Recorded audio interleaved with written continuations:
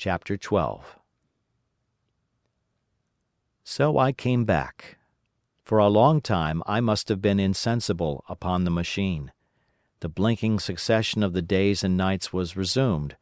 The sun got golden again, the sky blue. I breathed with greater freedom. The fluctuating contours of the land ebbed and flowed. The hands spun backward upon the dials. At last I saw again the dim shadows of houses, the evidences of decadent humanity. These, too, changed and passed, and others came. Presently, when the million dial was at 0, I slackened speed. I began to recognize our own petty and familiar architecture. The thousand's hand ran back to the starting point. The night and day flapped slower and slower.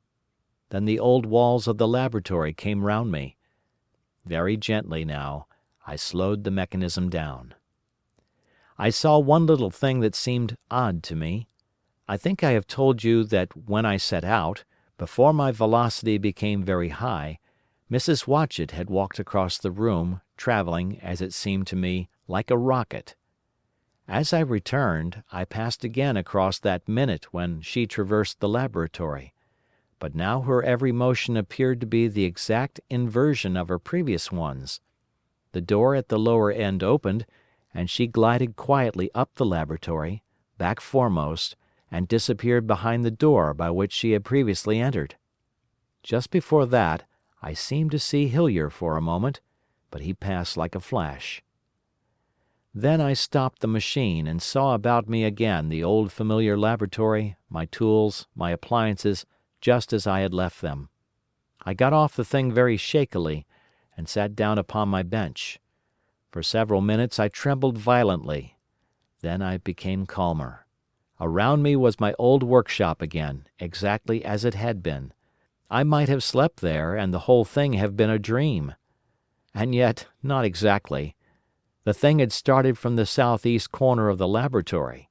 It had come to rest again in the northwest, against the wall where you saw it. That gives you the exact distance from my little lawn to the pedestal of the White Sphinx, into which the Morlocks had carried my machine. For a time my brain went stagnant. Presently I got up and came through the passage here, limping, because my heel was still painful, and feeling sorely begrimed.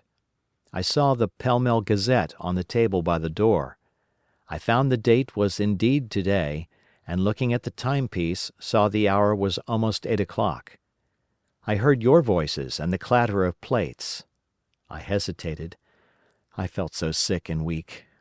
Then I sniffed good wholesome meat, and opened the door on you. You know the rest. I washed and dined, and now I am telling you the story. I know, he said after a pause, that all this will be absolutely incredible to you. To me the one incredible thing is that I am here tonight in this old familiar room looking into your friendly faces and telling you these strange adventures. He looked at the medical man. No, I cannot expect you to believe it. Take it as a lie, or a prophecy. Say I dreamed it in the workshop. Consider I have been speculating upon the destinies of our race until I have hatched this fiction. Treat my assertion of its truth as a mere stroke of art to enhance its interest. And taking it as a story, what do you think of it? He took up his pipe and began, in his old accustomed manner, to tap with it nervously upon the bars of the grate. There was a momentary stillness. Then chairs began to creak and shoes to scrape upon the carpet. I took my eyes off the time traveller's face and looked round at his audience. They were in the dark, and little spots of colour swam before them. The medical man seemed absorbed in the contemplation of our host. The editor was looking hard at the end of his cigar, the sixth. The journalist fumbled for his watch. The others, as far as I remember, were motionless. The editor stood up with a sigh. "What a pity it is you're not a writer of stories," he said, putting his hand on the time traveller's shoulder. "You don't believe it?" "Well—" "I thought not." The time traveller turned to us. "Where are the matches?" he said. He lit one and spoke over his pipe, puffing. To tell you the truth, I hardly believe it myself. And yet— His eye fell with a mute inquiry upon the withered white flowers upon the little table. Then he turned over the hand holding his pipe, and I saw he was looking at some half-healed scars on his knuckles. The medical man rose, came to the lamp and examined the flowers. "The gymnasium's odd," he said. The psychologist leant forward to see, holding out his hand for a specimen. "I'm hanged if it isn't 1:15, said the journalist. "How shall we get home?" "Plenty of cabs at the station," said the psychologist. "It's a curious thing," said the medical man, "but I certainly don't know the natural order of these flowers. May I have them?" The time traveler hesitated. Then suddenly, "Certainly not." "Where did you really get them?" said the medical man. The time traveler put his hand to his head. He spoke like one who was trying to keep hold of an idea that eluded him. "They were put into my pocket by Weena, when I traveled into time." He stared round the room. "I'm damned if it isn't all going. This room and you and the atmosphere of every day is too much for my memory. Did I ever make a time machine, or a model of a time machine? Or is it all only a dream? They say life is a dream, a precious poor dream at times, but I can't stand another that won't fit. It's madness. And where did the dream come from? I must look at that machine, if there is one." He caught up the lamp swiftly and carried it, flaring red, through the door into the corridor. We followed him. There, in the flickering light of the lamp, was the machine, sure enough, squat, ugly, and askew, a thing of brass, ebony, ivory, and translucent glimmering quartz. Solid to the touch, for I put out my hand and felt the rail of it, and with brown spots and smears upon the ivory, and bits of grass and moss upon the lower parts, and one rail bent awry. The time traveler put the lamp down on the bench, and ran his hand along the damaged rail. "It's all right now," he said. "The story I told you was true. I'm sorry to have brought you out here in the cold." He took up the lamp, and, in an absolute silence, we returned to the smoking room. He came into the hall with us and helped the editor on with his coat. The medical man looked into his face and, with a certain hesitation, told him he was suffering from overwork, at which he laughed hugely. I remember him standing in the open doorway, bawling "Good night." I shared a cab with the editor. He thought the tale a gaudy lie. For my own part I was unable to come to a conclusion. The story was so fantastic and incredible, the telling so credible and sober. I lay awake most of the night thinking about it. I determined to go next day and see the time traveler again. I was told he was in the laboratory, and being on easy terms in the house, I went up to him. The laboratory, however, was empty. I stared for a minute at the time machine, and put out my hand and touched the lever. At that the squat, substantial-looking mass swayed like a bough shaken by the wind.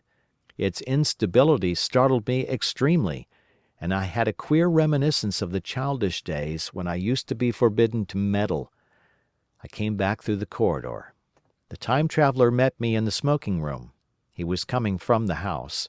He had a small camera under one arm and a knapsack under the other. He laughed when he saw me, and gave me an elbow to shake. "I'm frightfully busy," said he, "with that thing in there." "But is it not some hoax?" I said. "Do you really travel through time?" "Really and truly I do." And he looked frankly into my eyes. He hesitated. His eye wandered about the room. "I only want half an hour," he said. "I know why you came, and it's awfully good of you. There's some magazines here. If you'll stop to lunch, I'll prove you this time traveling up to the hilt, specimen and all. if you'll forgive my leaving you now?" I consented, hardly comprehending then the full import of his words, and he nodded and went on down the corridor. I heard the door of the laboratory slam, seated myself in a chair, and took up a daily paper. What was he going to do before lunch-time? Then suddenly I was reminded by an advertisement that I had promised to meet Richardson, the publisher, at 2. I looked at my watch, and saw that I could barely save that engagement. I got up and went down the passage to tell the Time Traveller. As I took hold of the handle of the door, I heard an exclamation, oddly truncated at the end, and a click and a thud. A gust of air whirled round me as I opened the door, and from within came the sound of broken glass falling on the floor. The Time Traveller was not there. I seemed to see a ghostly, indistinct figure sitting in a whirling mass of black and brass for a moment, a figure so transparent that the bench behind with its sheets of drawings was absolutely distinct. But this phantasm vanished as I rubbed my eyes. The time machine had gone. Save for a subsiding stir of dust, the further end of the laboratory was empty. A pane of the skylight had, apparently, just been blown in. I felt an unreasonable amazement. I knew that something strange had happened, and for the moment could not distinguish what the strange thing might be. As I stood staring, the door into the garden opened, and the manservant appeared. We looked at each other. Then ideas began to come. "Has Mr. X gone out that way?" said I. "No, sir. No one has come out this way. I was expecting to find him here." At that I understood. At the risk of disappointing Richardson, I stayed on, waiting for the Time Traveller. Waiting for the second, perhaps still stranger story, and the specimens and photographs he would bring with him. But I am beginning now to fear that I must wait a lifetime. The Time Traveller vanished 3 years ago, and as everyone knows now, he has never returned. Epilogue. One cannot choose but wonder. Will he ever return? It may be that he swept back into the past and fell among the blood-drinking, hairy savages of the age of unpolished stone, into the abysses of the Cretaceous Sea, or among the grotesque saurians, the huge reptilian brutes of the Jurassic times. He may even now, if I may use the phrase, be wandering on some plesiosaurus-haunted oolitic coral reef, or beside the lowly saline lakes of the Triassic Age. Or did he go forward, into one of the nearer ages, in which men are still men, but with the riddles of our own time answered, and its wearisome problems solved? Into the manhood of the race? For I, for my own part, cannot think that these latter days of weak experiment, fragmentary theory, and mutual discord are indeed man's culminating time. I say, for my own part. He, I know, for the question had been discussed among us long before the time machine was made, thought but cheerlessly of the advancement of mankind, and saw in the growing pile of civilization only a foolish heaping that must inevitably fall back upon and destroy its makers in the end. If that is so, it remains for us to live as though it were not so. But to me the future is still black and blank, is a vast ignorance, lit at a few casual places by the memory of his story, and I have by me, for my comfort, 2 strange white flowers, shriveled now, and brown and flat and brittle, to witness that even when mind and strength had gone, gratitude and a mutual tenderness still lived on in the heart of man. That is the end of The Time Machine by H.G. Wells. Thank you for listening.